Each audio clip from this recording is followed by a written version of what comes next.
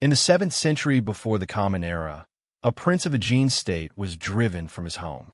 His name was Chong'er, and he was 19 years old. His stepmother had turned the king against him. His brothers had been killed.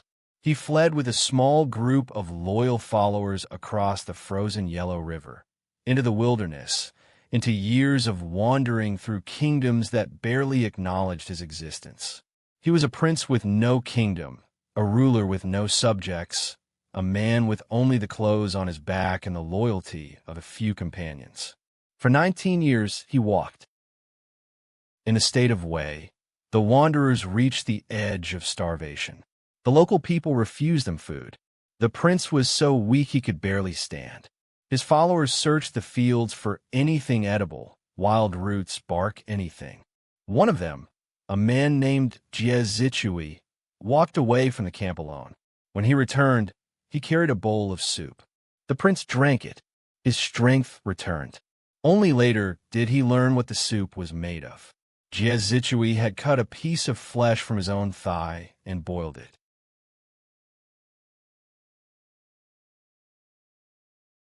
Jie Zitui never spoke of it. He bound the wound himself and said nothing. When the prince found out, he wept and took Jie Zitui's hands in his. "When I am restored to my throne," he said, "I will never forget what you have done." Jie Zitui looked at him steadily. He did not ask for anything. He did not smile at the promise. He simply nodded and stood up, and they walked on. For Jie Zitui, loyalty was not a transaction. It was the whole of who he was. They wandered for 19 years. Through Qi, through Chao, through Song, through Zheng, through Chu, through Qin, kingdom after kingdom, door after door. Some received them well. Some humiliated them. The prince aged. His followers aged. Some died on the road. Jie Zitui never left his side. He carried things, prepared food, slept in the cold so the prince would have shelter. His mother, an old woman who had followed her son into exile, walked the same roads, asking nothing.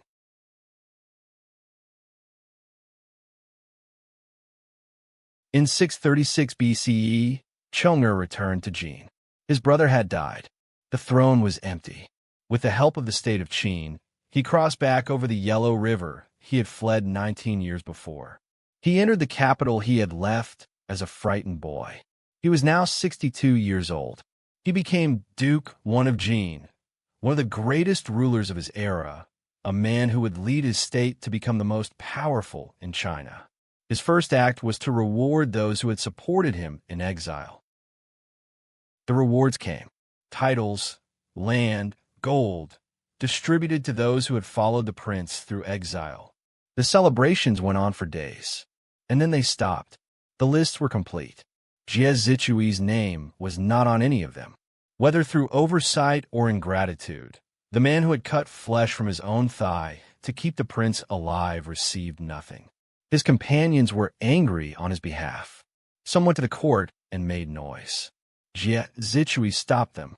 He said something that has echoed through Chinese history for 2,000 years. Heaven gave the duke his restoration. Those who claim credit for heaven's work are liars. I will not stand among liars.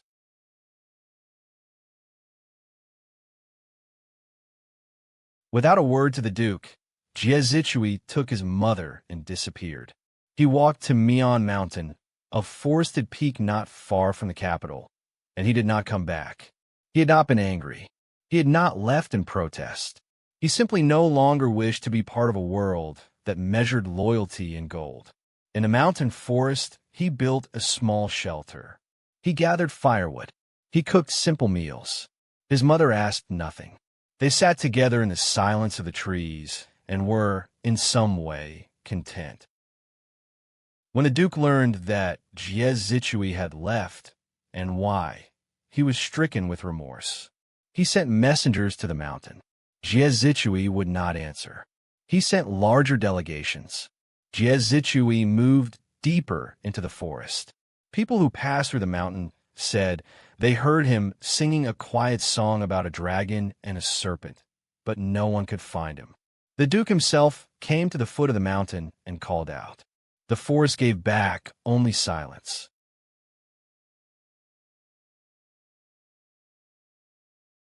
Someone at court had an idea. If they set fire to 3 sides of the mountain, leaving only one path open, Jie Zitui would be forced to come down. The smoke would drive him out. He would have no choice.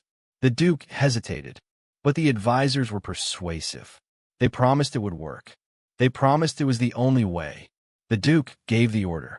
The fires were lit. On 3 sides of Mian Mountain, the forest began to burn. The fire moved through the mountain forest like a living thing. Trees that had stood for centuries fell in minutes. Animals fled, screaming from the smoke. The Duke and his court watched from below, waiting for Jie Zitui to appear on the open path they had left. They waited an hour. They waited a day. He did not come. When the fires finally burned out and the smoke cleared and the Duke's men climbed into the blackened forest, they found Jie Zitui and his mother at the base of a great willow tree. They were holding each other. They had not moved. The Duke came himself. He knelt in the ash beside them. He wept in a way that rulers are not supposed to weep, openly, without composure, in front of his entire court. He had tried to force a man back into a world a man had already left. He had used fire to compel loyalty, and loyalty had answered fire by staying absolutely still. In the hollow of the burned willow tree, they found a piece of wood on which Jie Zitui's mother had carved something before the fire came. It was a poem. It ended, "My son has no regrets. May the Duke have a good heart."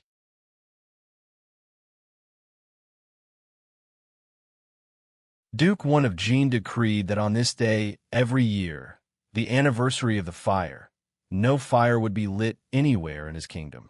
No cooking, no warms, cold food only. The day would be called Hanshi Jie, the Cold Food Festival.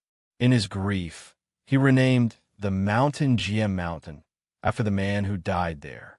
He named the valley of the good man. He planted willows along the roads of the capital and called them trees of clear brightness. And he wept every year on this day for the rest of his life. The Cold Food Festival spread from Jin across all of China. For over 2,000 years, on the day before Qingming, the festival of clear brightness, when families tend the graves of the dead, Chinese people observed a day without fire. They ate cold food. They thought of those who gave everything and asked for nothing. The festival has faded now, absorbed into Qingming, but the willow tree remains. It is the tree of Jie Zitui, the tree that held him at the end. In Chinese culture, it means parting and return, and the kind of loyalty that does not need to be witnessed to be real. Somewhere on Mian Mountain, a willow still grows at the place where a man chose to stay.